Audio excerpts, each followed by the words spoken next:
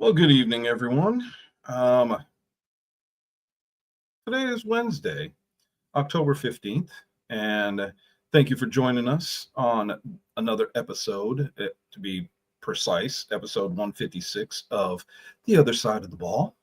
Um, my co host, Dub, will be joining me shortly, and I think we're going to hear from one Corey Hammond tonight. It'd be nice to have him back on the show. So I wanted to thank you guys for sitting in with me while I did a good portion of the show by myself last week, which was a little weird. Can't argue with yourself. It kind of makes it a little odd. But nonetheless, tonight is going to be our recap show. And what we will be recapping is the top seven from every position that we have put forth so far.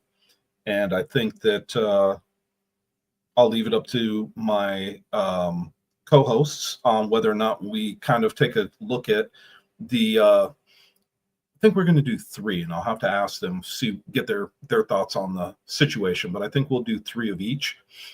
Excuse me, which will be us looking at the defensive player of the year, offensive player of the year, offensive rookie of the year, MVP, the returner of the year, so on and so forth. So that should be fun. We did this earlier, and we're putting it all together, so it should make for an interesting time.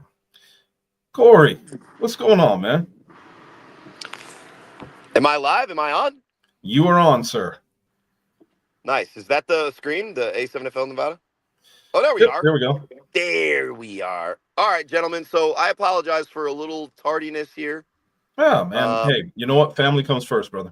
well, and the practice stops. It finishes at 8, but in keeping in line with the tradition of the Hammond family, when my 10-year-old wants to stay and throw, I just can't say no to that. So Go that's heck where we're at. no. And now, listen. Now we're literally at a certain establishment that I'm not going to name because they could just if they really wanted to be mentioned, they could just sponsor the show. It'd But be we are getting nice. some burgers, some fries, some nuggets potentially. Power Nuggets. Honestly, these nuggets are, since we didn't name the place, these nuggets are not as good as the never frozen fresh burgers. So I'm more of a Ah, burger fan of this place here. But listen, the kids, some kids, they don't know the deliciousness of a burger until they hit like 6 or 7. So I would agree. Most of them just want a plain burger, nothing on it, bread, if yeah, ketchup. my 5-year-old, happy birthday to Deacon, he just turned 5. Oh, happy birthday! He won't even bite a burger. He gets so upset. So he's eating chicken now. There's worse things for him to eat, and we're going from And there. there is. So, if you guys don't mind, as fans, I do apologize because availability is a very important ability. I'm going to be listening. I'm going to drive home, and then I'm going to pop on. Just give me about 5-ish, 10-ish minutes. Yeah, you got it, man. I'm hoping Dub will join us so that way we can kind of go through this because I know we're going to do a recap of the top seven at each position that we have. And I would like to get you guys' take. And by the way, thank you for hooking me up for the ones that I missed. No problem. Well, The how about this? only one, How about this? Because I'm just going to let that's the beauty of having a 16-year-old. I'm going to let him drive there you go. home. And then if I gotta jump off for whatever reason, I'll just I'll stand in for Dub. We'll wait for Dub, and if I gotta go, I've already said my piece. But Yeah, cool. um, I'm listen, I'm actually. blaming Dub. Listen, if I check this bag and they're missing something, I'm blaming Dub. I Dub, think you the owe me. only, and I'll be honest with you, the only ones that I'm missing right now are cornerbacks and Corners, yes. offensive linemen. That's it. Honestly, corners was a tough one this year. But where do you want to start? Because I think for a recap show, I think we could start generally, and then we can go granularly into who like everybody was. But I'm going to be honest, as I was going through the lists and compiling all the names, it really was Hmm. surprising this year. The one position I think that surprised us the most, and get this out of the way because it's more of a negative. The running backs this year it just seemed like there was a huge shift in the league, Yeah, and that the fact that the top three rushing yardage leaders were all quarterbacks. kind of Quar- weird. Quarterbacks that also put up numbers in the air, by the way. They weren't just, Eric, Eric Crouch or Scott Frost out there just running around like idiots. No, these were guys also, dotting it up out there. Yeah. But it was a huge surprise to me, especially when we looked at the numbers trying to create the list of just how few pure running backs we had, kind of showcase their talents in the league. Not that those guys don't exist on rosters, because they definitely do, but Oh, big just the time.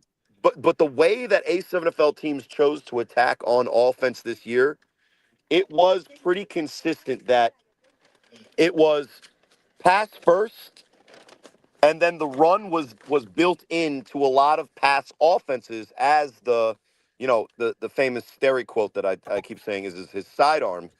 But when I have a guy like Sterry Codrington, David Tender, and then Anthony Service all able to be the leading rushers in the league, those were some of the top offenses as well.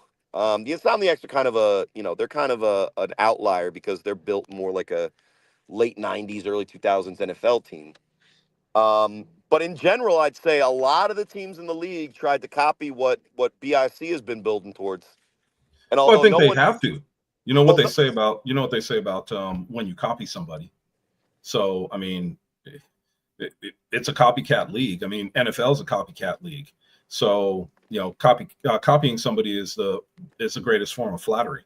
So I mean, when you're copying them, there's obviously a rationale behind it. What's going on, Steve? Didn't mean to say that to you for a minute. what's up, Steve Ashmore, Ashmore Media?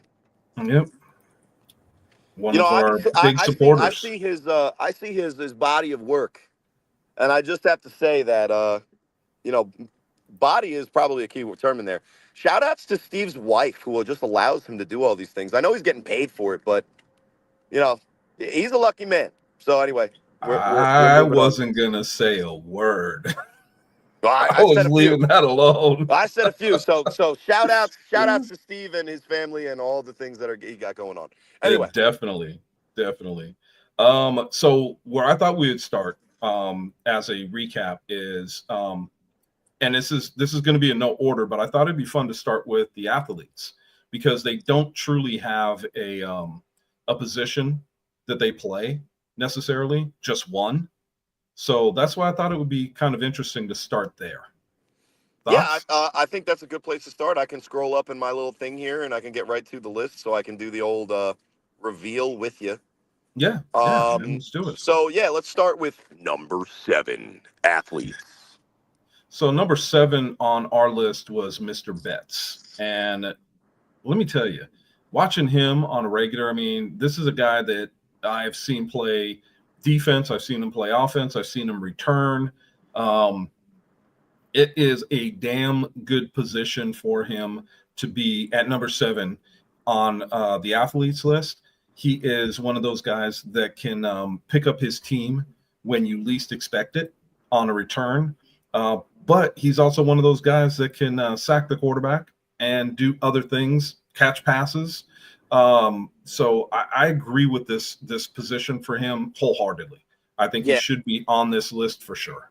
and Betts really, I remember it was probably about 3 years ago, and for a team in Sick that had the, well, I guess it was 2 years ago because it was Sick but anyway, for a team in Sick that had the weapons that they had, I remember specifically Betts making a post on the Nevada page, basically, and this is unfair to him, but in essence, it was kind of the, guys, look at me, right? Because he knows the type of player that he is. He knows the type of output that he could put out there. And I Mhm. think that there was a level of frustration that he just didn't seem to feel like he was getting the notoriety he deserved based on his talent level. One And he may have one been right. let me just say this: when you're on a stacked team, it's harder to stand out, even if you are one of those guys that can. And then True. two, um, the position that he's playing, wide receiver, is a very dependent position. Now, he's never had a bad quarterback throwing in the ball. No. But I think the reason that I bring that up is because now we talk about the athletes list. These are guys that said, look, I'm a football player. Put me on the field at a position. I don't care where. I will affect the game. And he's starting to get, in my opinion, the much deserved notoriety, not because on a team where Siobhan Richardson also exists, he was Mhm. the standout wide receiver. No, that's not how he stood out. How No, he but stood out is he told his coach, hey, whatever it is, put me in. I'm going to make plays. yeah, And you know what? he did. That's how a lot of guys first get their foot in the door or get their face on, the prime time views is by stepping outside of maybe that comfort zone and just being a football player. Well, but I we've mean, for also got to instance, remember something with him. And yeah, I will say this time and time again. Yes, he did put his name out there for us to take notice. And yes, we did take notice. But the fact of the matter is, he was so smooth with everything that he did that you didn't necessarily jump up and down for it, because it wasn't it was almost, and I hate to say this because I'm guilty of it. It was almost like I was expecting it of him when he made plays. So instead of being, yeah, it was like, yeah, he did what he should have. But in reality, he was making splash plays. We just weren't taking notice of it the way we should have. And I agree with him.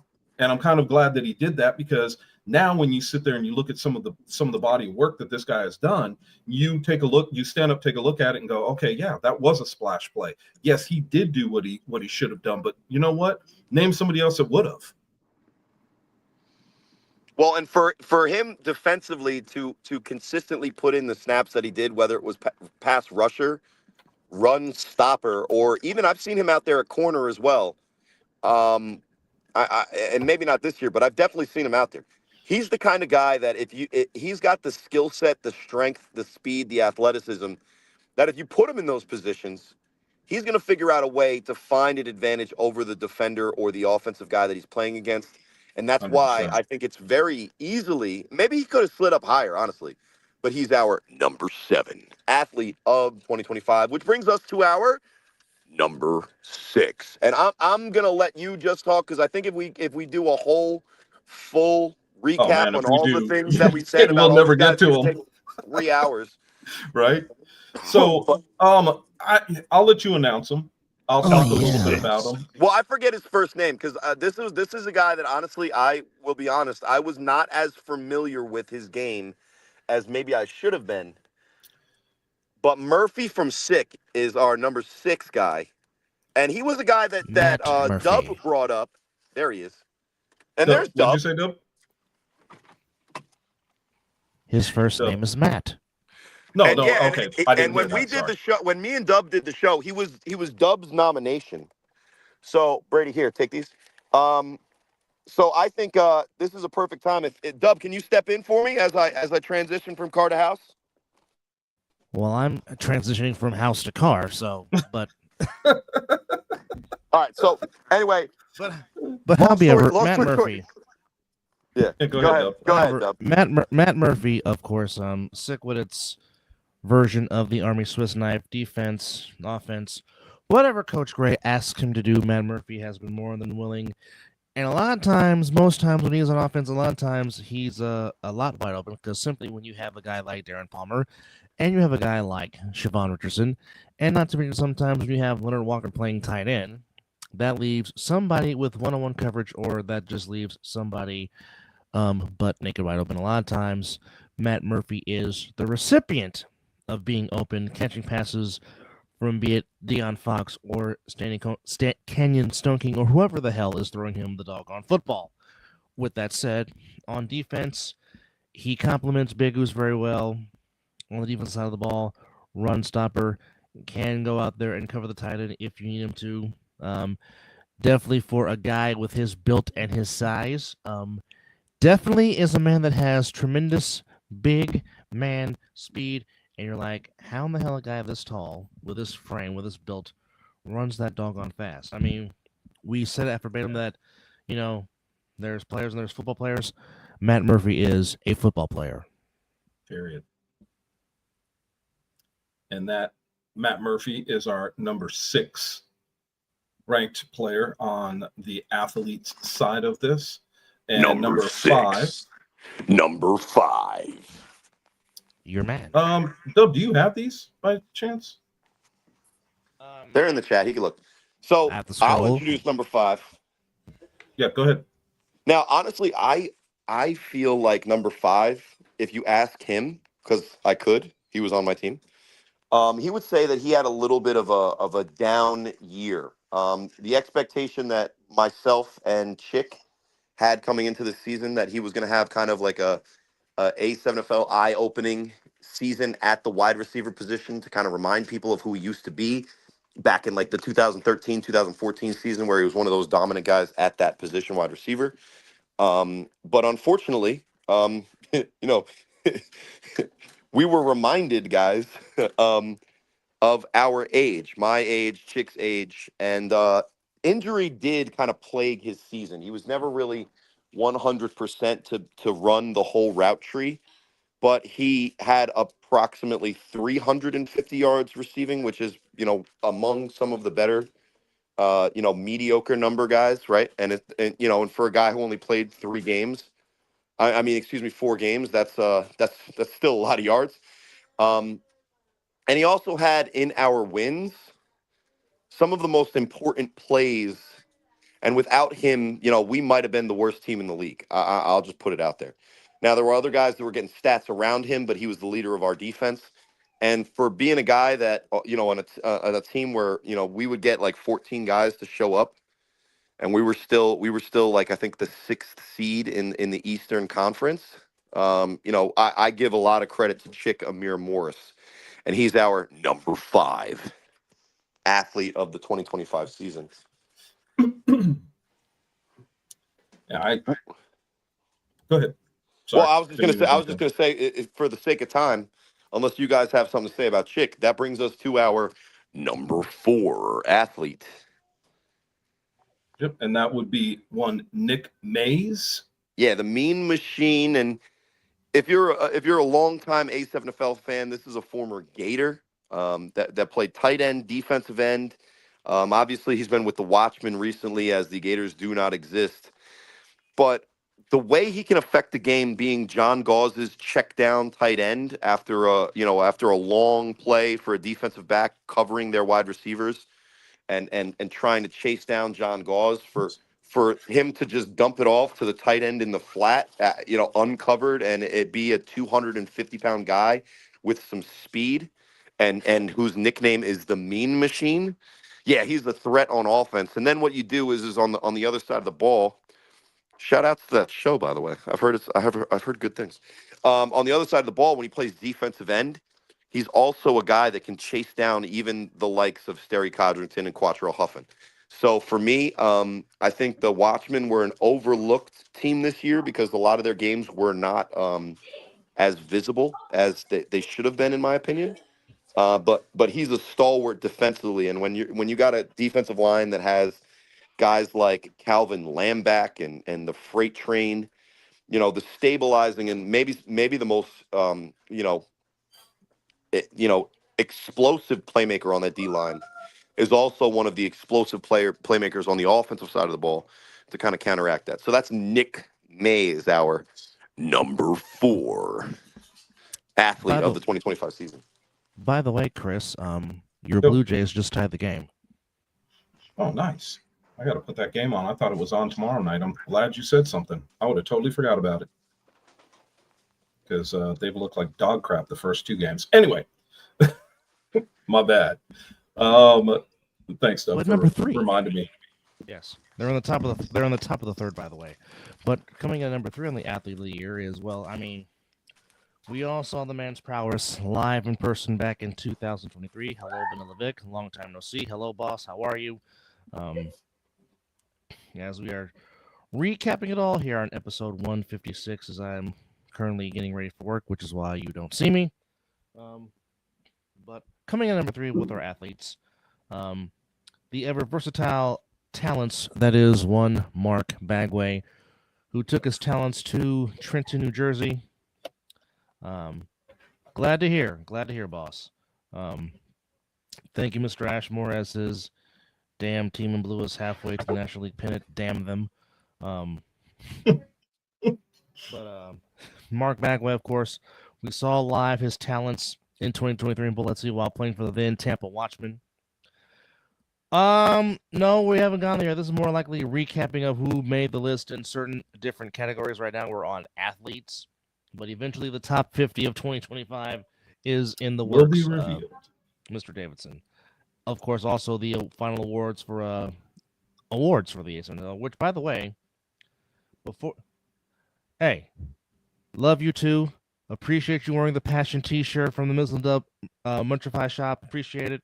Saw But that. no, I mean, truth be told, as much as I can't stand you guys are playing well, and Yamamoto and Snell pitched very well, and that's why the Dodgers are up 2-9, and Milwaukee can't figure them out. So, I mean, sometimes you just have to tip your cap, even if it is the team you despise.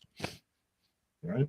However, this past season, Mark Bagway took his talents to the Trenton BIC and was a key cog in neutralizing the throwing return after Donnie took one back to the house in Jackson, New Jersey, and basically was I don't want to say a hired gun, but basically he came and whatever he was asked to do, he did, and helped the BIC win their third A7FL title in A7FL history now. The BIC looks to do something which, oddly enough, is quite shocking that it's never happened, but as great things the BIC has done, they've never gone back-to-back, which is hard to say when you talk about the Trenton BIC. Well, and the thing about it is with Bagway, I'll just say this, and I know we've got a plenty of list left to go, but with Bagway, the one thing that has always impressed me is his ability to throw on the run. And it is something where I get what you're saying, Dub, about you kind of want to say he's a hired gun, you kind of don't want to say he's a hired gun. Well, if he's a stable of the with the situation, a hired gun would be in my eyes, a great way to say it.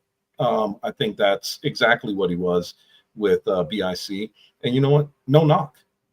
He did his job. He did what was asked of him. And I thought he did it very well. Steve, that would be the Colorado Rockies. They would be the armpit. And I see that Blue Jays just missed a home run. But, well, they're threatening to take the lead. But in that sense of Bagway, it's just, his throw ability on the run with his accuracy is second to none. And then him guarding one of the top receivers on the other opposing team is quite impressive. He's just an all-around good, solid athlete, and definitely will make anybody's team better no matter where the player is. Touche. But nonetheless, while we're at it, we do have some news to share, and this is coming from the A7FL page, which, hold on, let me go there right quick. Okay. But let's just remind everybody while you're doing that, Dub. Mark Bagway is our number 3 player. Number 3 on the athlete side. So fans, and this is coming straight from the A7FL page at a7fl.com. But ladies and gentlemen, the Peach State is joining the A7FL, and if you don't know what that is the state of Georgia, if you will. Georgia. Yes. So Georgia is gonna represent in season number 12 in 2026. So very nice. Interesting to see the Peach State get themselves involved. So it will be a team from Atlanta. We don't know the name yet, but we do know this. March 15th. Did you hear the one name that they're throwing around as hypothetically being up there? I have not. No. It was the Magic City Knights. Oh, wow. And Knights with an N, not a KNIGHC. So wow. I don't know what that's a reference to, but I think that one is actually behind in the voting. So I don't know what it'll end up being, but that would be an interesting one. So the ownership group will be led by Jermale Campbell. That's JERMALE. And again, put this in your calendar, folks. March 15th is opening day when we throw it off again. And the championship game will be Well, Derek thinks the Ironheads are a better Ironheads. name for the Ironhead Haywards, of course, making reference to Craig Ironhead Hayward, who played in the league for a long time and was an Atlanta Falcon for a long time. But the season throws off on March 15th, 2026. The championship game will be, or the Sevens Cup championship, and of course, 25K on the line will take place on June 28th, 2026. So, you heard it first on episode 156. The season will throw off on March 15th, 2026, and the championship game will take place on June 28th, 2026. So, again, for those that are counting, that is 150 days, 16 hours, 3 minutes, and 28 seconds, and counting until opening throw off. So, there you have it. Now, our number 4 athlete, our number 2 athlete. Number 2. We'll let Mr. Hammond talk about one Mr. Damon Smalls, if you will. Damon Smalls, Super NES, Notorious Enormous Smalls. I don't know if he goes for peaches in their normal form. He probably just goes straight for the cobbler. This is a big man. This is one of those guys that when you look at him, in my opinion, when I first saw him, I wasn't necessarily super impressed specifically as like from a skill position standpoint. He stands probably about 6'4", 6'5", probably about 260. And yeah, he's playing awesome defensive line, no surprise. But what really surprised me is when he started playing running back and wide receiver. That when big man with football, when the Renegades, and specifically their flag core of guys that came over with Anthony Service, I forget the flag team's name, but honestly, it doesn't matter. It's just flag. Right? No, my bad. My bad to all the flag guys. Yeah, I know it's important. But he became their go-to weapon on offense in crunch time or must-have situations. I think he scored the go-ahead touchdown in the overtime game against the Watchmen. He had tons of big plays on 3rd and 4th down for the Renegades against BIC in those 2 really great games that end up being losses for them, but maybe their most impressive offensive performances. And he was just a guy that could literally do anything that the Renegades needed him to do, whether it was block, being offensive lineman, which is very important for the Renegades, who the year before were 0-7. I know that very well firsthand. Whether it was block, whether it was rush the passer, which, to be clear, there was 3 Dondre-like guys playing defensive line for the Renegades this year, which is one of the reasons why they went from 0-7 to one of the contenders. But also that extra factor of coming in when it matters, being a ball carrier out of the backfield, and even a wide receiver lined up, split out wide. He was one of the more amazing, and I mean that in every way, that you were amazed to see him making these plays because it just looked out of place. He was one of the more amazing players that we had this year, a rookie, but for sure a deserved number 2 athlete for the 2025 season.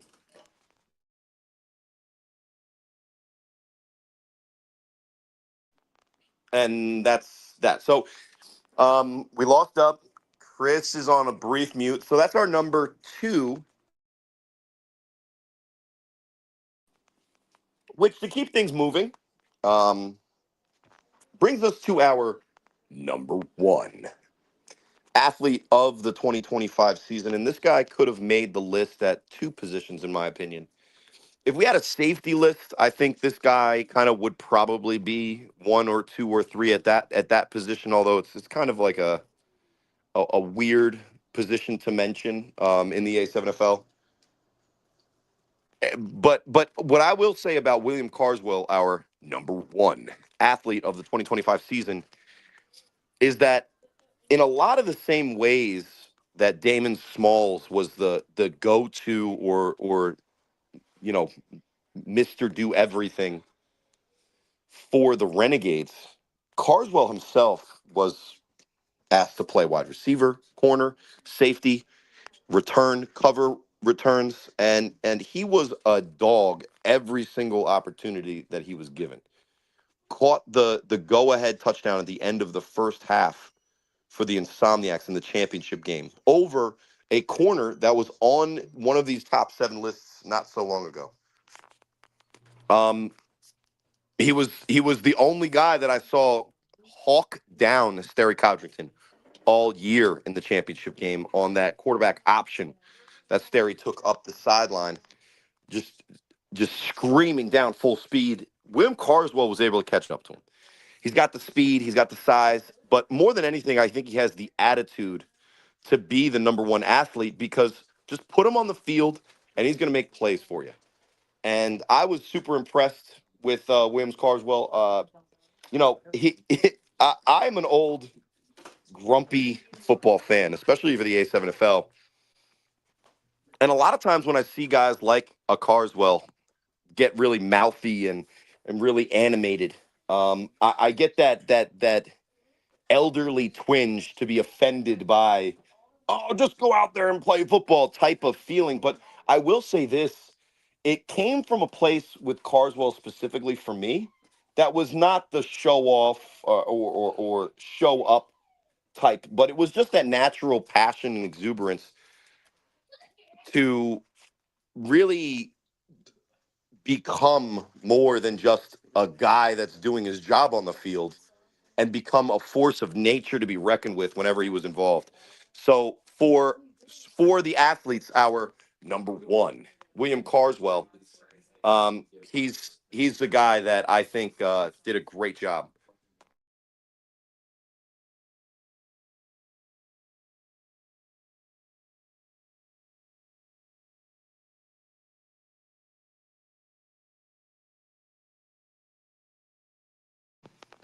Moving on to our other lists, and I'm just going to go in order to what's in our group chat, guys, but the next list would be the defensive line.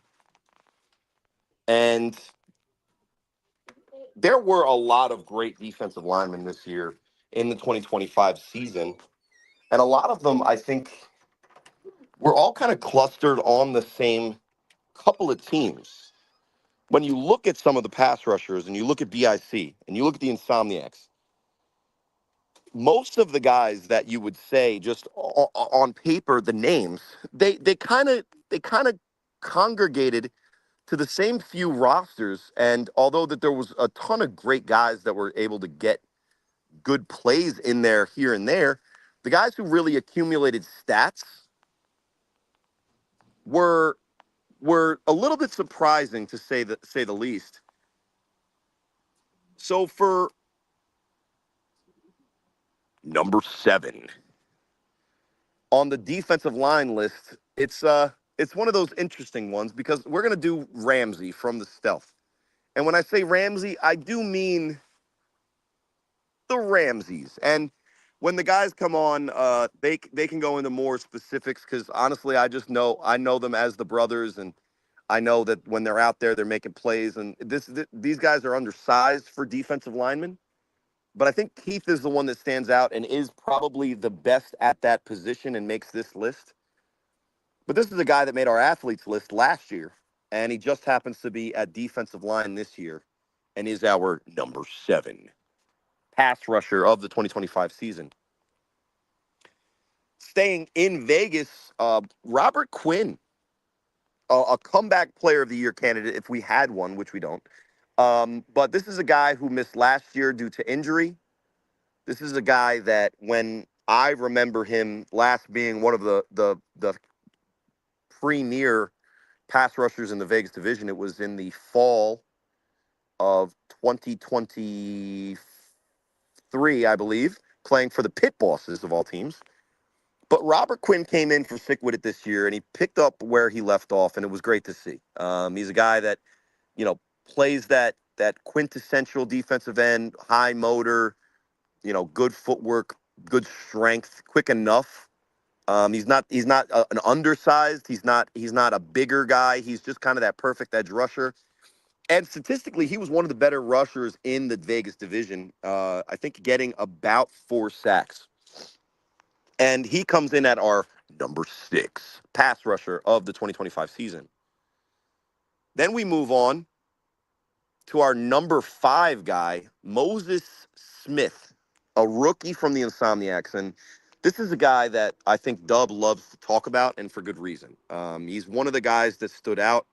He's one of the more um, explosive young players that we've seen, not only just for the Insomniacs, which have a couple of them that we've mentioned either now or will, but also across the league. And Moses Smith's uh, surgence into the national landscape of the A7FL and emergence as one of the top pass rushers, I think, is the first stage in the true evolution of the Vegas division. Kind of growing comfortable with this style of football, because if you look at some of the great pass rushers in the history of our league, there are the stereotypical, normal defensive line types, but there's also that archetype like an Ole Olajuwon Bell, where it's a little undersized, low center of gravity, wrestler builds that just have that explosiveness that's impossible for the offensive lineman in our league to keep up with. And Moses Smith kind of embodies that. And if he doesn't win Defensive Rookie of the Year, it's because another guy led the league in interceptions as a rookie. But he's deservedly in the conversation for sure, and deservedly in the conversation for defensive lineman this year, and is our number 5 guy at that position and on this list. Sorry about that. Had a little bit of a dog emergency. Oh, listen, there's stuff going on. So we finished athletes. We're on to the defensive line guys, and I got through 7, 6, and 5. We just finished with Moses Smith, bringing us to our Oh, great number kid. 4. Yeah, and listen, as I try to figure out where my wife's burger from this unmentioned unmentioned fast food place, take over for me at Moses Smith for the D line, our number 5 defensive lineman of the 2025 season. Damn. I would say with Moses Smith, he is one of the defensive linemen that I would say didn't play like a rookie. No. He really knew how to set the edge in a run game. He really knew what his tasks were, and he was never late. I got to say that. He was one of those kids that just knew how to play this game, and he was very impressive from day one. He never played like a rookie, and that was one thing that I can honestly say about number 5, Moses Smith. He is one of those players that if I was going to start a team and I wanted young players, everybody to be under 25, he would definitely be one of my first picks. Dub, I know that you put him on this list, and he rightfully so. He deserves his spot at the number 5 player for the defensive line, and he is just an incredible talent. And I would say that if the guys from the Insomniacs coach this young man, what a hell of a job you've done, because he has shown up and shown out in every game that I watched him play in. Relentless pursuit is what I would say about Moses Smith. That was him. Relentless pursuit. Yeah, that's a good way to put it. I told everybody Dub would get his words in edgewise on this guy. Yeah. That's our number 5 defensive line men of the year, which then brings us to the and listen, if I get pulled over and I don't say this, I'll be in trouble. even though he's our number 4 defensive lineman of the 2025 season, he is the sack numbers leader of the season. And I think that's either 3 out of the last 4 years or just 3 years in a row that Isaac Negron, as Dub likes to say it, but he gives a little bit of the roll in the R. Isaac Negron. Isaac Negron from BIC, who, listen, BIC had a stacked defensive line that was sharing reps. We're talking about having a guy that got a limited amount of reps, and Tyler Affa, who was a standout for the Immortals in 2019 when they won their championship. We got a Big Mo guy, who is one of the guys who has the most rings in the history of the A7FL. not to mention K-Wack, not to mention Bone Harris. The BIC defensive line was Ole Bell. absolutely stacked. Exactly. Ole Bell, too. But Isaac stood out statistically because his consistency is just insane. Now, is he the stereotypical edge rusher? No, I think he'd No. classify more as an interior rusher. But with with the outside edge rushers that BIC had, when quarterbacks would step up into the pocket, like myself, trying to find space away from those guys, it was Isaac taking advantage, getting off the block, and collapsing the pocket on top of all of those guys. And listen, say what you want about him. He led the league in sacks for a reason. And I think he could be made an argument for being higher up on this list. But in my opinion, I think he's good right where he is Yep. and is well deserving of the number 4 spot on our defensive line list. And with that said, we move on to the number 3. And number 3 is one Chris Cunningham from the Insomniacs. And I think that a lot of people, including you, Corey, and please, if I'm misspeaking, let me know. But I think that even you said that it was a little bit of a surprise last year, not in this year's championship game, but last year's championship game, what Cunningham was able to do with Sterry. And he is one of those players that if you want to talk about a motor and just continuously runs, and I will steal a little bit of thunder from WWE star that says he's all gas, no brakes. That is Chris Cunningham, to sum it up. Yeah. Go ahead, Dub. No, I'm blaming you for all the things that this fast food place missed. By the way, I'm missing a plain burger with cheese. I'm missing nuggets. I mean, there's issues here, and it's Dub's fault anyway. I told you, Dub. I told you, Dub. No, go ahead. It's always the light skin's. It's always the light skin's fault. It never fails. No, but he went through the drive-thru. Even in a losing, well, people in the drive-thru don't know how to listen and comprehend. But that's another story. But even a losing effort, and even though Sterry was able to get some plays off, now I said Moses was relentless, but Cunningham just kept coming and coming and coming, and he just repeatedly was always seemingly in the backfield chasing Sterry to where Sterry's like, geez, can somebody shield this man so I can get some time to throw the ball? Which, I mean, Sterry did have plenty of time to throw the ball in the championship game, but I mean, whenever you saw a red shirt in the backfield, it was always big number 80, Chris Cunningham. It's just, I mean, he didn't get to play as much this year as he did last season, but when he was there, you definitely, without question, saw the impact that he made in the game, which made life easy for AJ, which, you know, a lot of times we didn't call AJ's name a lot this past season simply because, like, they refused to go to his side because they know the kind of relentless motor that AJ has. Yes. But just having a three-headed monster on defense with the Moses Smith, with an AJ, with the Chris Cunningham, and oh, by the way, you can rotate in Chris McWilliams. Oh, by the way, you could put in, you know, Dark Kid himself, Jeremy Reeves. I mean, RTC. Him too when he wants to play defense. Just the list just continues to just go on. It's almost like, okay, which variation, which combo do you want us to hit you with on defense? Because we have plenty of ways to scheme and dial it up. 100%. But Chris Cunningham is our number 3 defensive line player, and our number 2.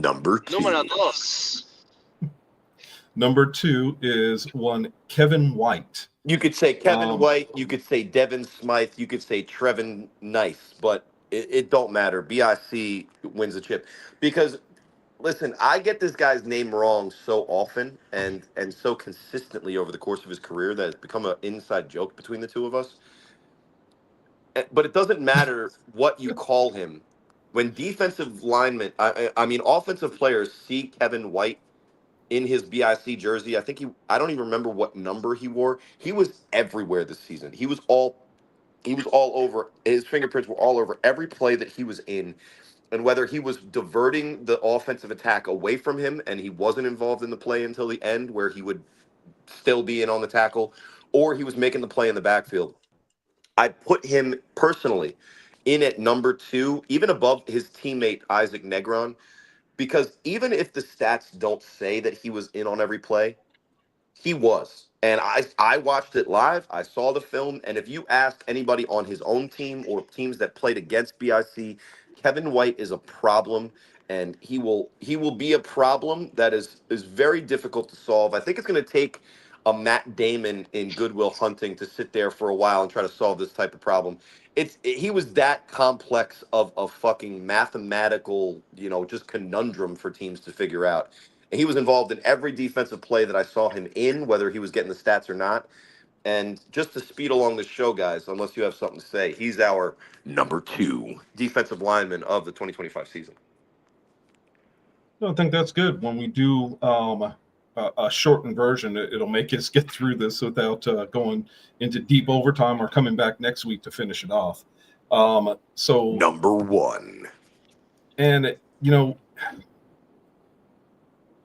this man was very impressive watching him live.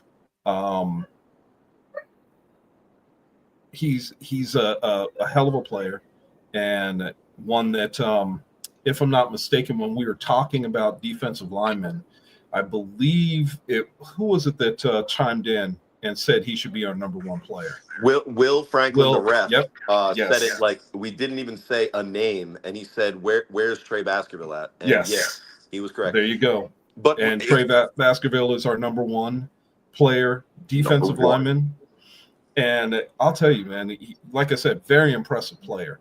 And I mean, when we talked about defensive player of the year, we were talking about Trey Baskerville. That's the kind of season he had.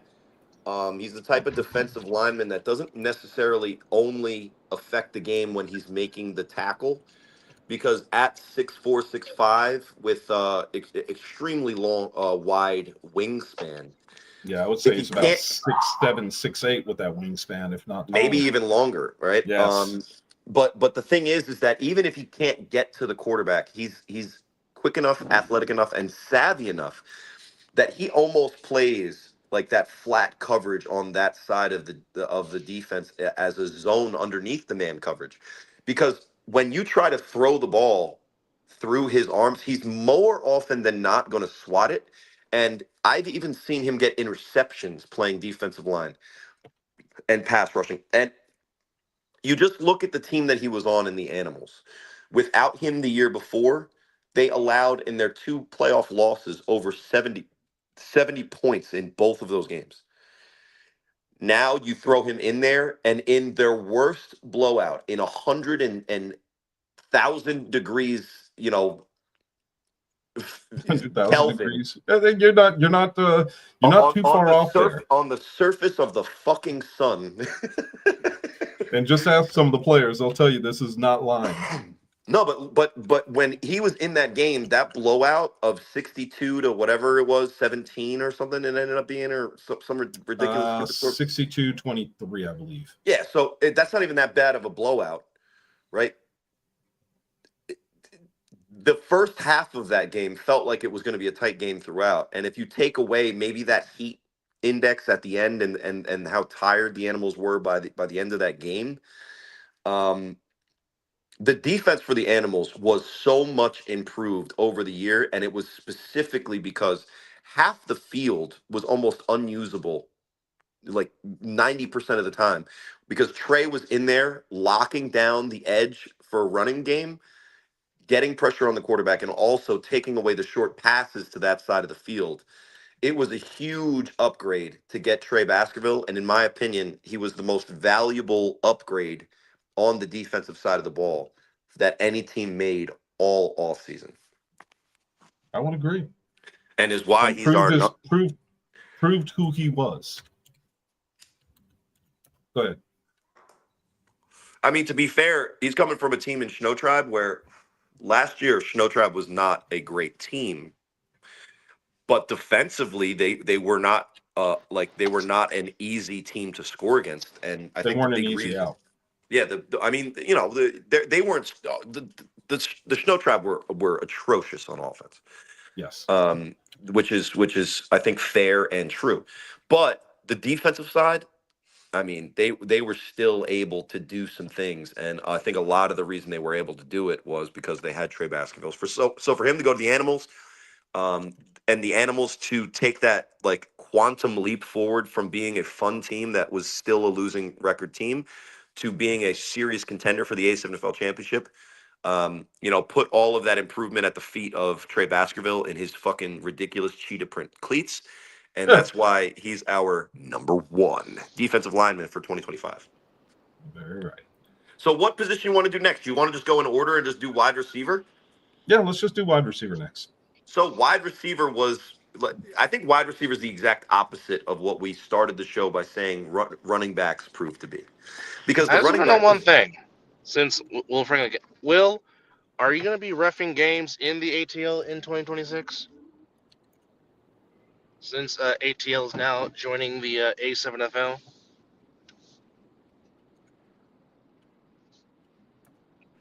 I don't know, he's going to be telling his people that he's flying out there. So whether he's going there or reffing or not, he's taking the trip. He's I out don't there. even. No, I'm joking. I'm joking. Will. I'll have to text him and find out if he's going to do that. I would think so. Bro, he's out there. He's out there in Vegas every other week. Yeah, he's going to go to fucking Georgia. Why not? Yeah, why not? I mean, it makes It's sense. closer. Like isn't he from Maryland? It's closer to go to Georgia than Vegas.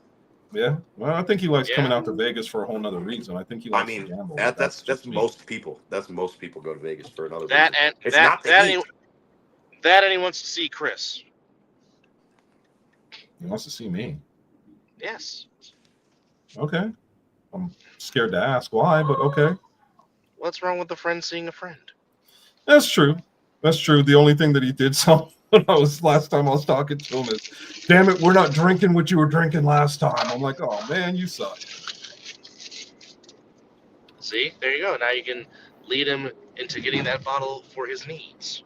Yeah, I don't know that is something that he wants to rehash with me right now. Oh boy. All right, so yes, playmakers catching the football. Well, and the wide receiver position is the exact opposite of what the running back position was this year. Absolutely. As the running back, I guess priority, like the priority of touches, I guess for running backs went down. Wide receiving numbers skyrocketed, and I think that of the positions in the A7FL right now, the most loaded position we have is wide receivers. I mean, we put Eric Schufert on this list, and rightfully so. Statistically, he had no business being on this list. And not because he had a bad season, just I think it would be more statistically how deep the Insomniacs are and how kind of like a unicorn, how run heavy they can be at times. But when you're struggling to find a way to put a Darren Palmer on the wide receiver list for the A7FL, you must have had some standout guys at that position. And I think to start us off at number 7, this player I know very well. And if you ask Ryan DePaul, at the end of the regular season, in only 6 listed games, this player actually broke the regular season record that eventually Kason Campbell later broke because he played so many additional playoff games.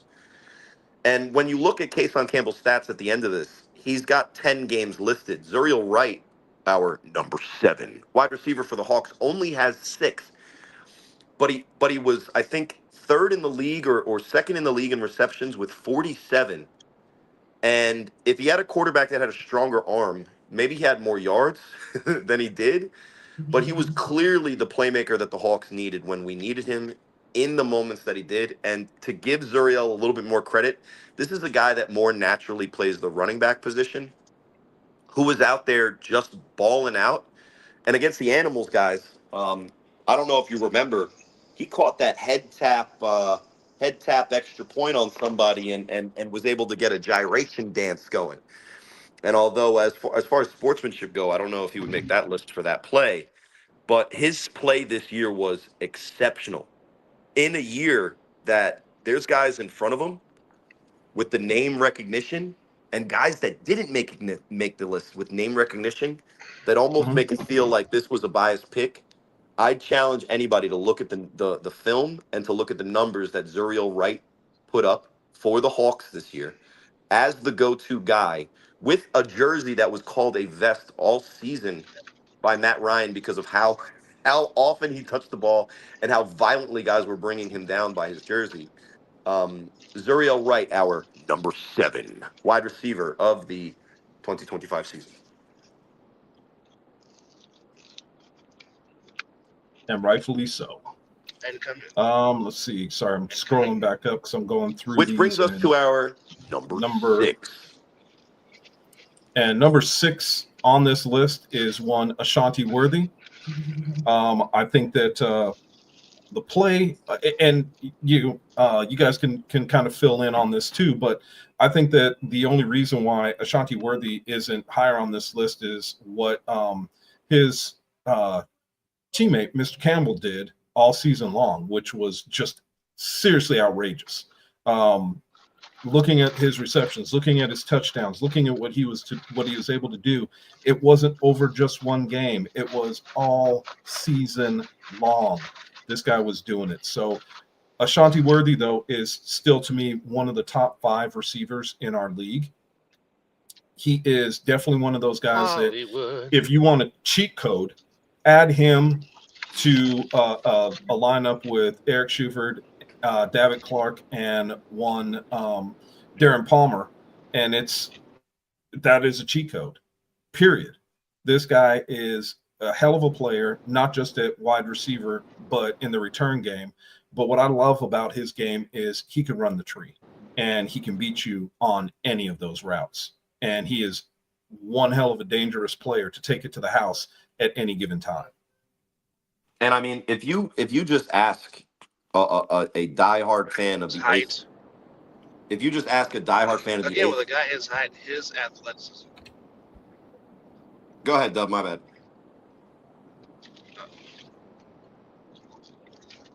All right, I'll Well, go. it's kind of hard because like I'm going through areas where you guys sound like robots, but I'm just saying, like for the guy, I mean, like I said, Ashanti's not the tallest guy height-wise at the No. position, but it's his athleticism that just blows you away. And again, I have beat this play over the dead horse with a stick, but again, that big third down conversion where he just jumped up to go get it. And it was like a 3rd and 15 type of play. Yeah, and it was Which deep I'm in really- BIC's own territory. Yeah. Yeah. And then, I mean, Sari kind of sailed it, but just for Ashanti to go up and go get it and to keep that play alive. I mean, we always say converting plays like that, converting a 3rd and long normally will be the backbreaker for defense. And it turned out to be that way for the Insomniacs on that particular series because they did end up scoring on that drive, all because on a big 3rd and long conversion, Ashanti, in a sense, went up to high point it, and he went up and go got it. And I mean, that's just one of the key plays that helped the BIC win their 3rd overall title. And that's like a Munchie type play, right? 3rd down, timing route. He ran the deep in. Sterry threw it on time, a little bit inaccurately, and Ashanti makes the play, right? So that's kind of like a Munchie type play. A Davik type play that he makes all the time is when you just throw him the quick screen, he could take that to the house because he has the balance and the power and the strength. Right? He does have the speed, obviously, and the quickness.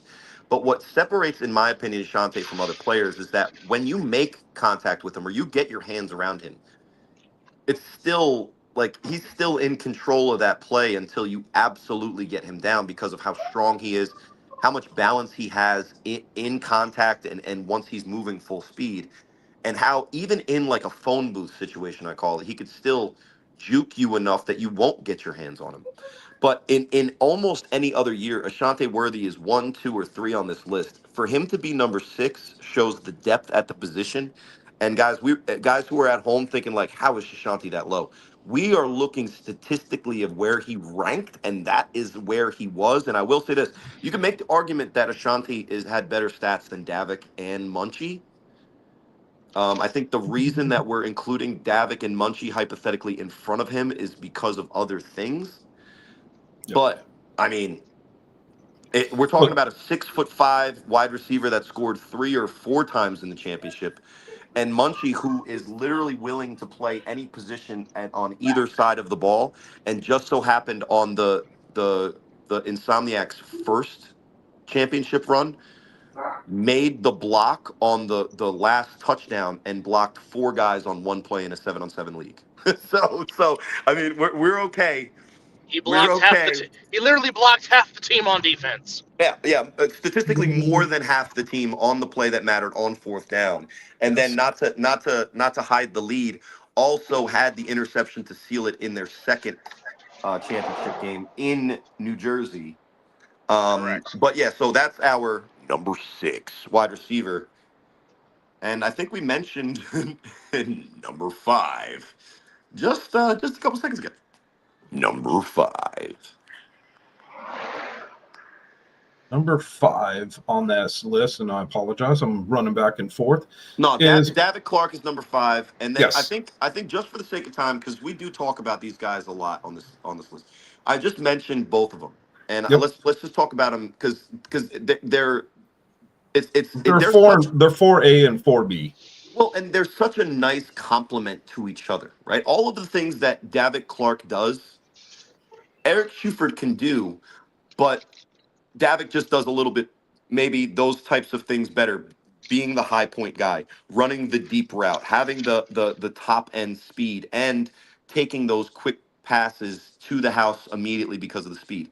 That's Yes. Davik, and all of the things that Munchie does. Go-to guy, crisp routes, best route runner in the A7FL, best hands on the team. No disrespect to David Clark, Munchie's better hands by far, right? All of the things that Munchie can do, David can do also, but just a little bit not to the level that Munchie can do. And then we mentioned all the intangibles of Munchie, which I think is why he's 4 instead of 5, because even when Munchie doesn't have the ball in a position that's dependent on the quarterback getting it to him, Munchie is making winning plays that actually are tangibly seen at the end of the film for that day, that put a W in the that put a tally in the win column for his team. And those guys at 5 and 4, statistically, I think they've had better seasons. But without them, the Insomniacs are not the same team, in my opinion. Well, I would agree. I'll just say it like this, and I'll come this way from a different perspective. But and I mean, you've heard me say this before, but it just seems like when the money's on the line, it seems like both gentlemen up their games to different To a levels that we different haven't level. seen. I Yep. mean, all the stuff Munchie can do. I mean, Munchie does have 3 touchdowns in 3 championship game appearances. David Clark in 3 title game appearances has 8 touchdown receptions, including 4 in a losing effort last week or this past championship game. Championship. So you're talking about guys that games on the line, they step up and they want the ball in key thriving situations. Just go to show you that. I mean, And for Munchie, I'll prove Munchie with a negative, right? When you watch that film, I knew the game was going to go BIC's way when on 4th and 8, Scooter missed Munchie at the end of that game. And then that's when it really got out of control for me, because I think at that moment in the game, I think BIC was still in striking distance for the Insomniacs. And in every other winning game that I've seen, that's a play that Scott Hamilton makes to Munch. And I won't. This isn't a bailout. Scott was dealing with injury, which is why I think towards the end of that game he wasn't as sharp as he normally would have been. And it wasn't like he had like a like a fractured cuticle. My guy was dealing with like disc issues and back issues, oh yeah. like bad I mean, bad stuff. Yeah, the same kind of I stuff that mean, makes guys go retire from the NFL. I mean, heck, we thought that Wilkerson was not going to play, and the man is still running hard on one doggone leg. Well, and Yeah. those are things that we can go into when we do like an autopsy of like what happened in that game. But when I knew that the game was clearly in BIC's hands is on that in that moment where and by the way, the route that Munchie ran, he was open if the ball was delivered. The ball sailed, it's not complete, turnover on downs. That's not the Insomniacs that we've grown to know and love. And in any situation, I think you bet that Munchie's going to make that play.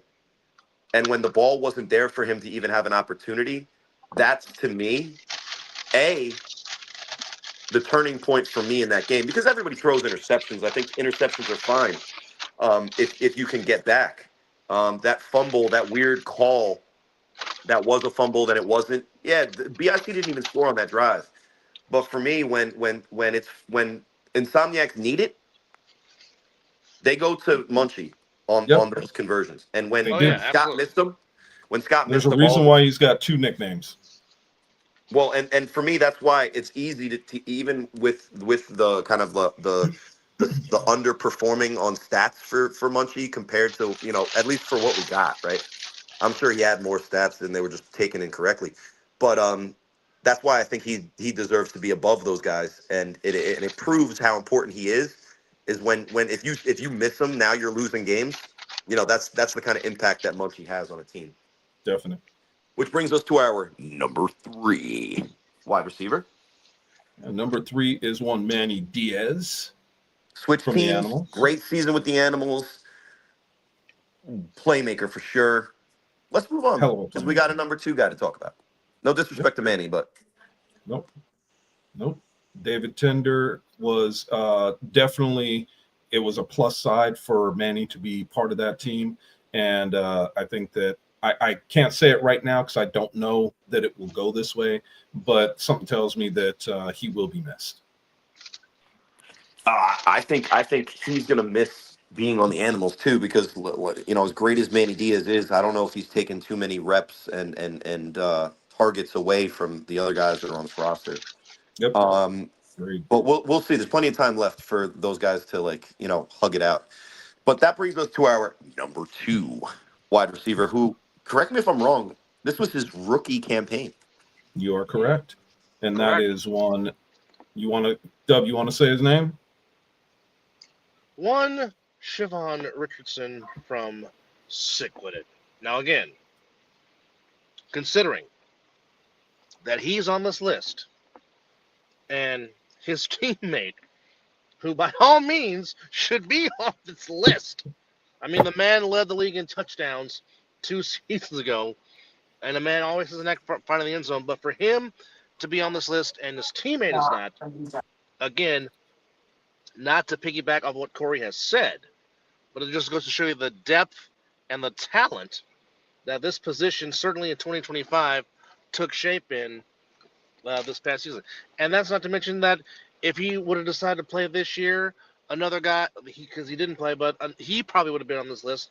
And I'm talking about Jaden Webb, who was fantastic in his year playing wide receiver for the Force in 2024. But Siobhan Richardson, one of the new recruits that Coach Mark Gray brought to his Army, because people thought Sick was going to fall off when Jeremy Gary decided he was not going to play, and that Lavish decided he was not going to play.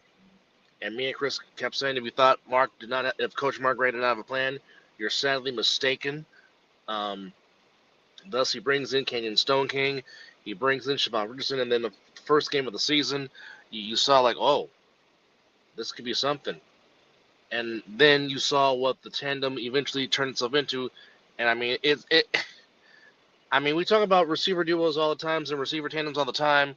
Of course, the Insomniacs have Davik and much, of course, BIC has whomever has Kason and Ashanti. Of course, and now Sick has DP and Vaughn. So, I mean, combinations Pick your are poison. lethal in this league. And those 3 teams that we just mentioned has a lethal dose of combinations that if you're a defensive coordinator, you're having nightmares.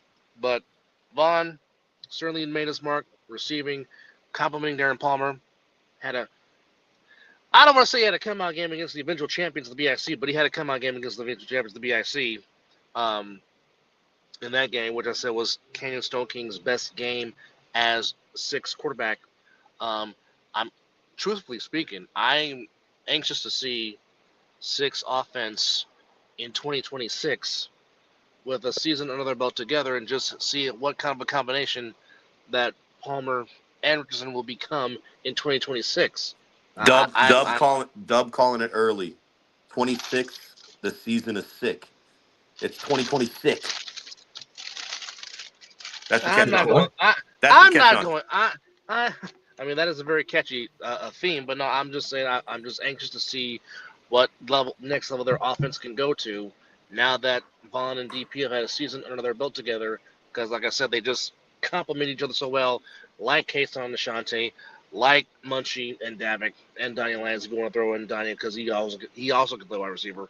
But I'm just anxious to see if Stone King can trend after the game he had, albeit in defeat against the BIC, if he can trend that into 26, along with having his combination of DP and our number 2 wide receiver on this list, Siobhan Richardson of Sick With It.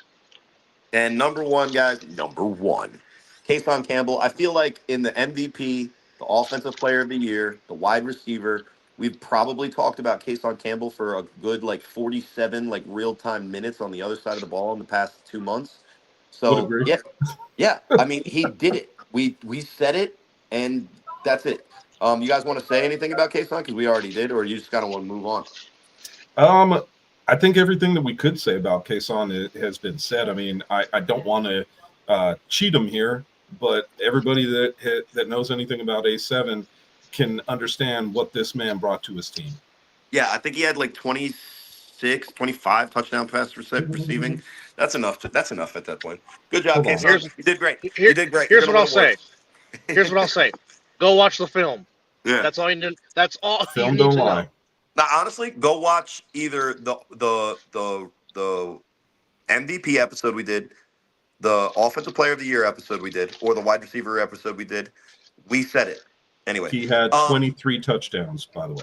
23. Yeah. So yeah. Listen, in the year 2050, I'll be talking about how Kason Campbell had 78 touchdowns in one season, and then Sterry Codrington had 7,000 yards passing and 0. He had negative interceptions because he had interceptions. 1,000 yards passing and 2,000 yards rushing.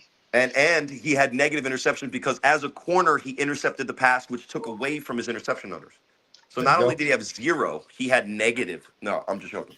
What is the next? Because the other lists that I think you have in front of you are returner, running back, and quarterback. Because you said you're missing corner and offensive line, correct? Nope, I got corner.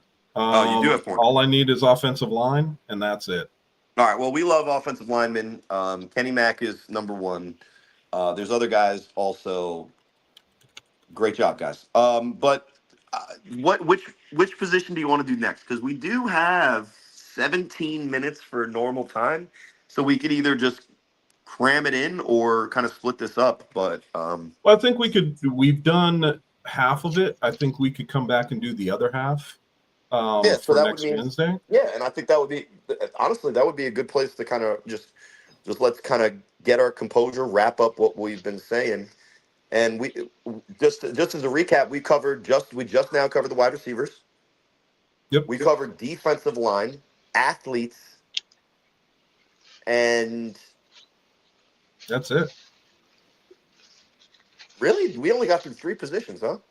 Well, we only have, let's see, 1, 2, 3, 4, 5, 6, 7. Well, we do have 8 positions, but let's do one more position group today, and then that will preview for next week. We'll finish it up. And then for all the fans watching, this is leading up into us doing the A7FL top 50, which of our top 7s, we are going to rank everybody from 50 to the number 1 player of the season. And last year's number 1 was Danye Lyons, by the way. Correct. 50 was William Carswell, I believe. I may be incorrect. I think he'll take a massive jump in this year's countdown, Mr. Cosgrove. I wouldn't bet against him. I would So not bet against him. what I guess my point on this is, because we have 15 minutes left. My point on this is minutes. what position do we attack on this next? Well, let's do running back. Let's do running back, because, like we said at the top of the show, the running back position did kind of leave a little bit to be desired. So I think that's the anticlimactic one, and then we save offensive line, most important position; quarterback, very important position; cornerback, very, very important position; returner, fun and not as integral, but a really good returner was the number one player last year anyway. So what do you guys think? Running back? And we call it we an could do running evening? back.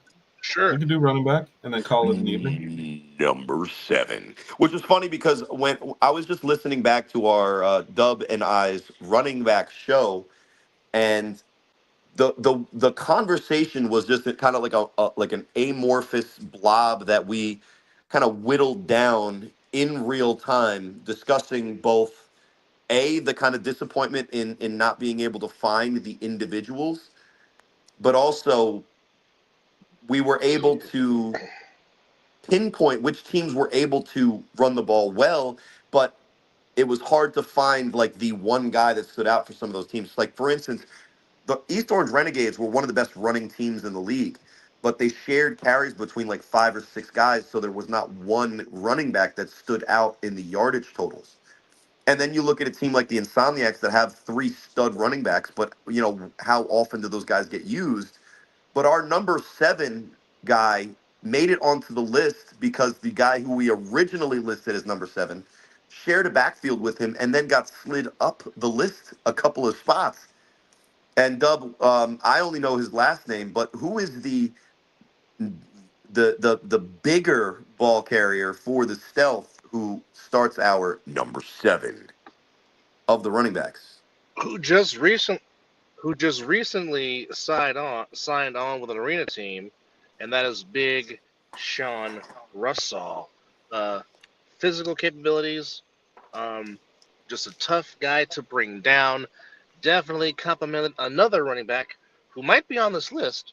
Stay tuned. But he complimented Big Justin Shepard in the Silver State Stealth backfield, which helped the Stealth get to the playoffs. Necessarily didn't win the bet, as the bet was, as Chris has talked about so many times, the bet was that Stealth would finish second, Sick would finish third, and if so, he would get a ring. But because of that, he had to feed the whole entire Insomniacs team, which makes you wonder, did that happen yet? But Yeah, I'm kind of curious. Big Sean Russell, physical back, just tremendous. Number 7.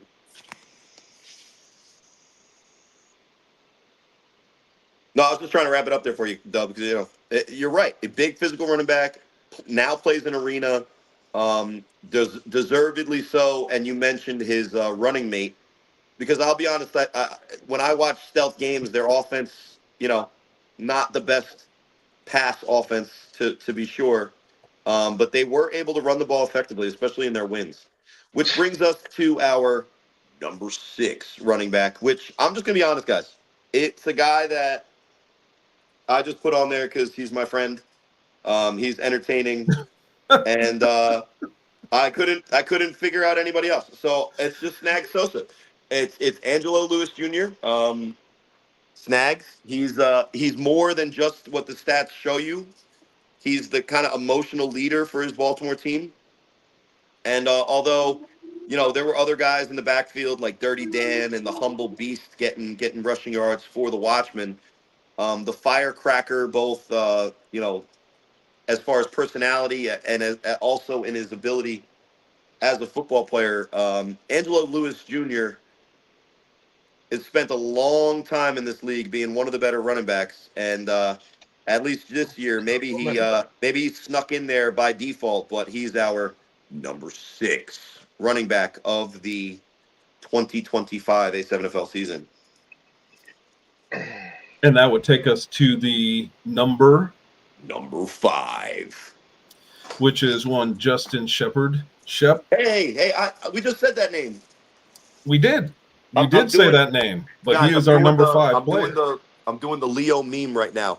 Oh, they just said him. They just said him. Okay, go ahead. Justin Shepard. And so the thing about Justin Shepard that I will say really quick, because I know we're trying to get through this list a little quicker. Great cornerback, shutdown cornerback, who has now shown himself in his true position, which is a running back. And for the stealth, he did show up and show out in a lot of games playing at running back for the stealth. And he was definitely, it was something to watch because I myself knew he played 2 positions. I just didn't know that the other one was running back. Well, And that's just me. Correct me if I'm wrong. He started the season off on the Hunters roster, correct? Yes. Yes, that would be correct. And for him to kind of go through the, listen, two weeks before the A7FL season is always a frantic and kind of an insane time in the Vegas division. Always. Last year, the whole Force thing. 2 years before that, the Insomniacs formed. I mean, come on. But Crazy, man. for him to kind of, it just shows the type of player he is. For him to change teams and have to earn from scratch all of the respect that he eventually earned and proved was deserved. And there's another running back that was on this list. For him to not only be, in our opinion, the best running back on his team, as he didn't even start the offseason with them, but to become kind of the de facto number 2 running back in the division. I mean, you got to give him credit for a guy that last year made this list at the same spot, I believe, at 5 at corner. Yes. For him to now make it at a different position, he is the first guy that's a non-ATH to make the list at 2 different positions, and that just goes to show you the type of player he is, and he is our number 5 running back this time of the 2025 And that would take season. us to our number 4, which is, go ahead, Corey. I'll let you. All right, so number 4 is Quani Morgan, and although Quani actually, I believe, had more yards as a receiver this year than he did rushing, and as a returner this year than he did rushing, he still did consistently play the running back position and was the lead running back for the Silk City Animals. Now, we had mentioned earlier in the running back show, and maybe even on this show, as we kind of generically talked about the running back position, that David Tender actually led the team and the league in rushing yards for the Animals, which he did at 543.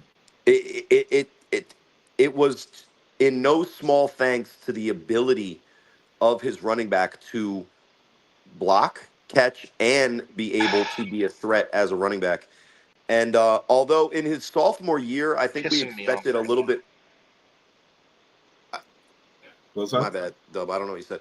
But in his sophomore year, because last year Quani was a rookie, that he kind of took a step back. I would argue in production and overall effectiveness.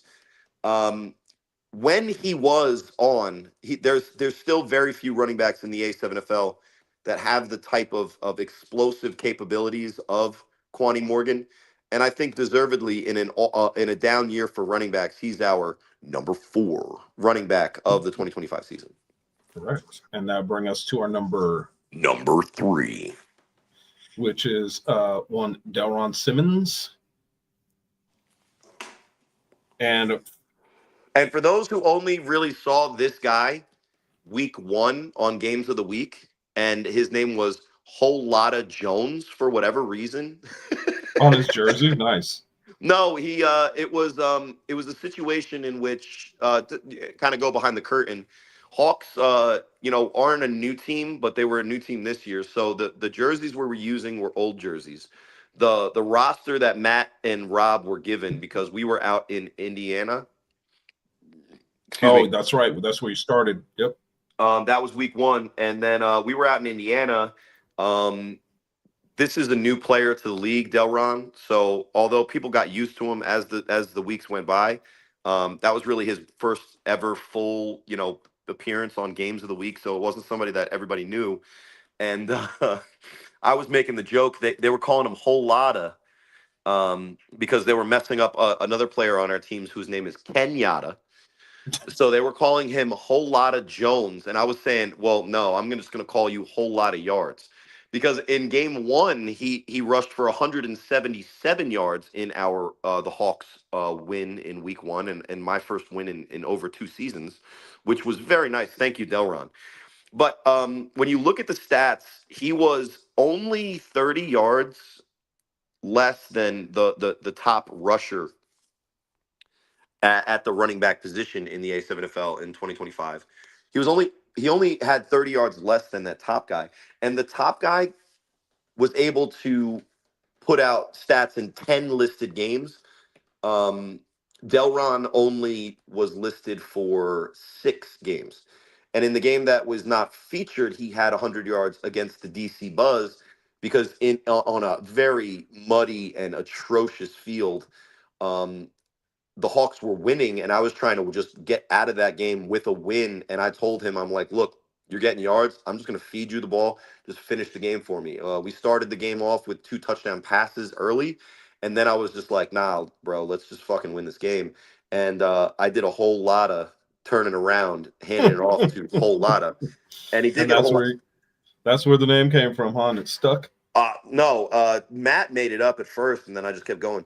But he was the 3rd leading receiver on the Hawks.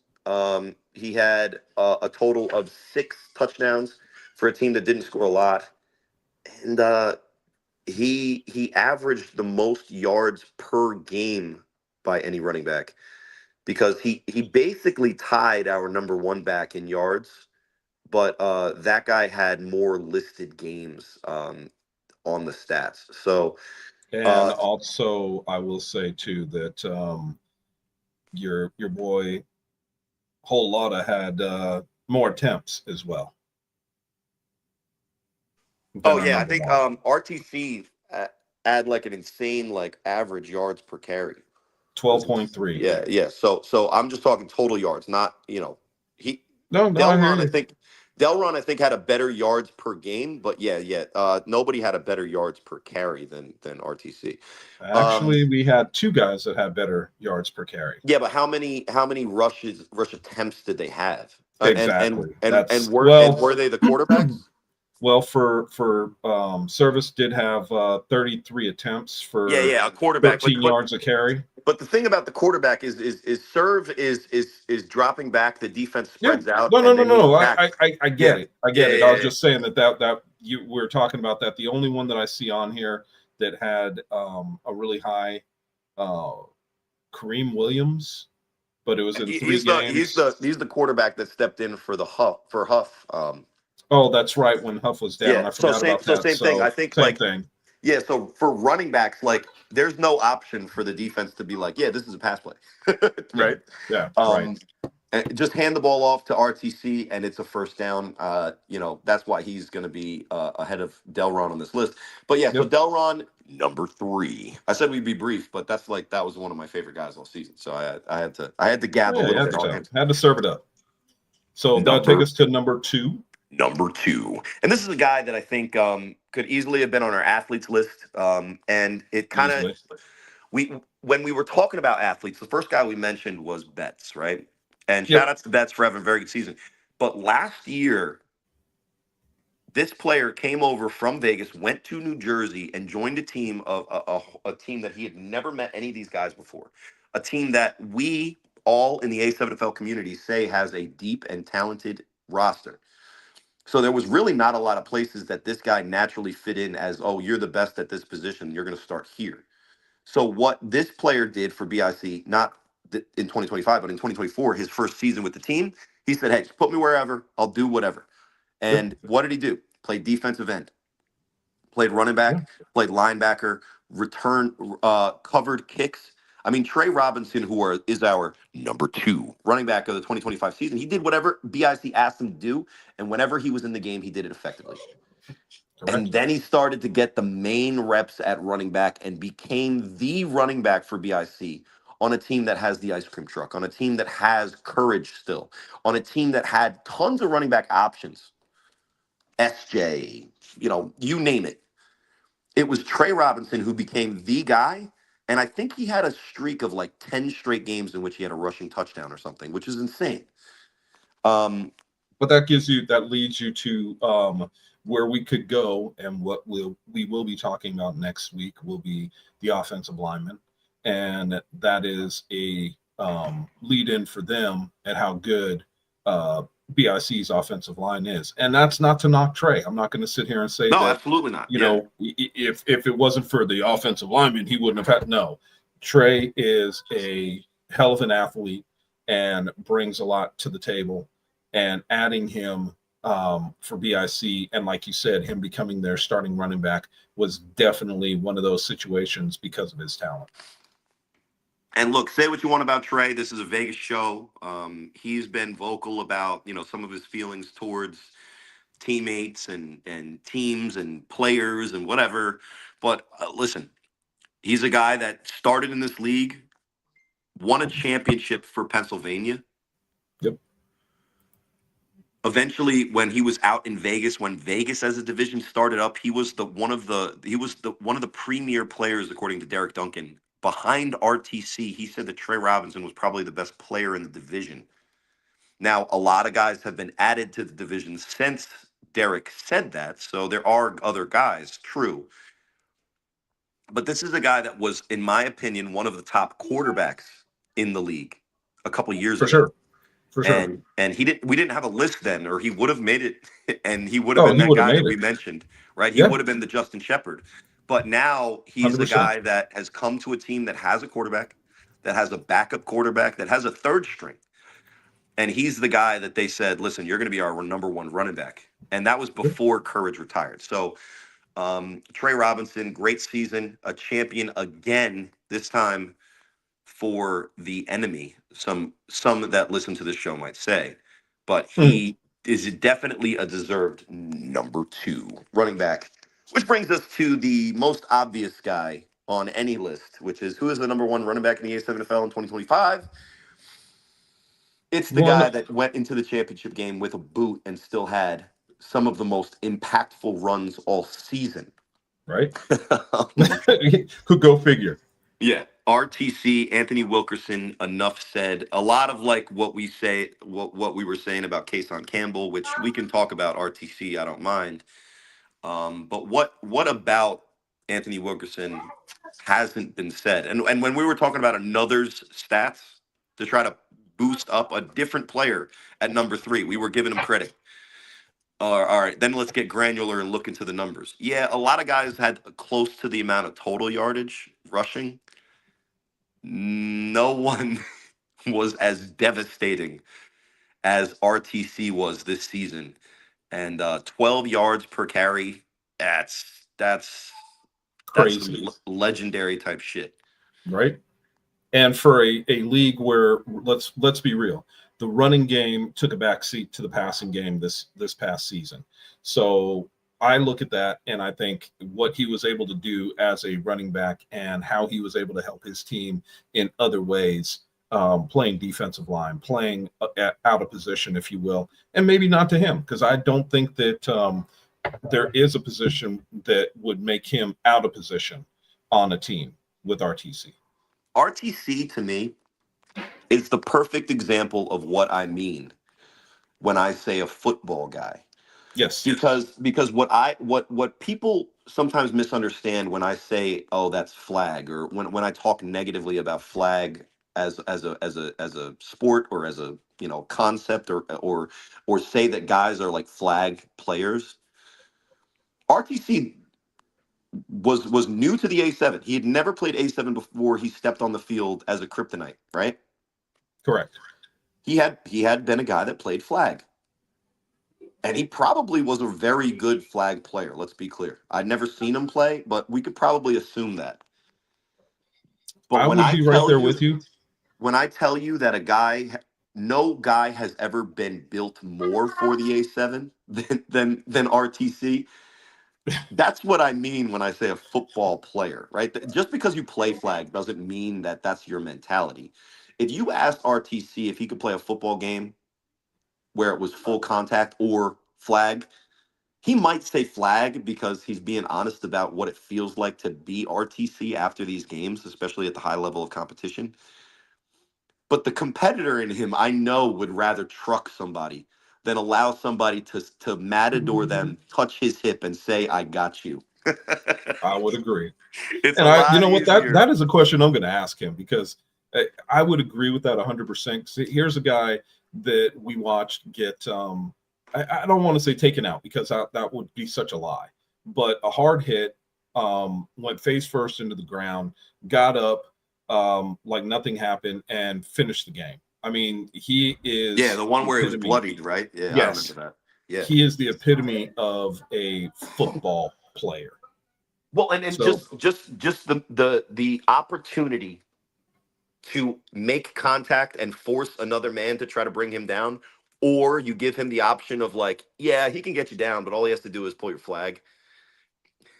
yeah, I think he if would like to be on the try to take me down side of Yeah, that. because A, it's gonna work a lot more often than not, and B, if I'm a defender now, look, I'm too slow to get out of the way anyway, so I would just like wrap his legs and pray. Well, I mean, you would have to wrap his leg up and pray that somebody came up to help. Well, that's what I'm saying. I wouldn't get out of the way. I would just wrap up and pray. But I'll Yep. tell you this: if you gave me the option of getting him down by just trying to grab that flag, I probably have a better job doing. I probably have a better chance of doing that. Yeah. And then I True. and then I don't have to remember what it felt like to be run over by a literal fucking Vegas transportation. Right. And that is why, in a nutshell, Chris, really, Yeah. RTC is our number one running back Yep. And we'll of the see what 25 we season. have for you. Oh, sorry. Go ahead. No, I was just finishing the Oh, okay. Okay. Just finishing it out. yeah. So, everyone, thanks for joining us tonight. That was We a will speed have run, the rest. Chris. What's that? That was the speed run. We did 4 shows in one. Yeah, we did. So we're gonna have to do that again next week. Unfortunately, I might not be here for the Well, show. we'll make I got a sure we trip find. to Cal or to Arizona. Listen, I'm gonna talk to Dub. Maybe we get 2 people to fill your shoes because I'm gonna be honest. When you're not here, Dub does a good Mhm. job, but we're missing you, Chris. So if you're not here, I will make sure that we have people to fill the And shoes, and it might I'll take more than just one. Those are some I'll big be shoes to honest. fill. I wouldn't mind jumping on, but I've got a normally when we're out, I can kind of move things around if I feel like I can make it. This or next Wednesday, a week from tonight, I've got a very large dinner meeting that we're having, so it's not going to be possible. But you know what, guys, I appreciate being part of this so much more than you know. It is, for an old man like me, and I know I joke around about it a lot, but dude, I'm not getting any younger. And being 54 is biting at my heels, let me know that it's there. But Well, listen, I appreciate this, man. It's a if you shitload of need the fun. breather, we got you. That's all I was saying. But Yeah, no, I listen. don't. I don't need the breather. I would like to stay on, and I'd like to Oh be no, here I know. for Yeah, next week. But you know if what? The circumstances top are that, 50 is yeah. going to be fun. Listen, top 50s. Look forward to it. Now, what we want from the fans is, first of all, I was just rewatching a lot of our shows to get some of this information back. Press the thumbs up button. Look, we don't expect a Please. million views, but from the views that we get, can we get people to just press thumbs up? It's literally the least we can ask of you. We're not asking you to subscribe to our Substack. Chris isn't writing a newsletter every friggin' morning about the changes in the rules that you have to subscribe to. We're saying press the frickin' thumbs up. Right. And come join us. Get in the chat. Let's hear from you. And if Let's you see what you have have to say about these guys. if you have a disagreement with Corey Hammond because his talking face is constantly just blabbing and saying nothing, then you need to tell us what it is because we want to hear it. And that's what the comments are for. So, Chris, thank you once again, as always, for giving us You the got it, brother. time when you were available. I'm sorry that the unnamed fast food place was a nuisance, but I am blaming Dub, and he owes me the burger and nuggets that they forgot. Well, there you go, man. And I appreciate you being on. Next week, you guys enjoy it. I'm looking forward to the week when I come back. And I'm, for those that don't know, the last couple of times, or when I did miss, it was a dinner night with my wife for my birthday, which was a Wednesday. And it was me being in Arizona again. So, yeah, work takes me away from time to time. It's something that I got to do. And I do enjoy what I do tremendously, especially on Wednesday nights with my boys. So, guys, thank you very much for joining us. Corey, much love to you and the family, brother. Hope you guys have a good weekend of football this weekend. I hope you guys have a lot of winning going on. Let's go. All right, man. Have a good one. We'll talk to you guys soon. We'll see you.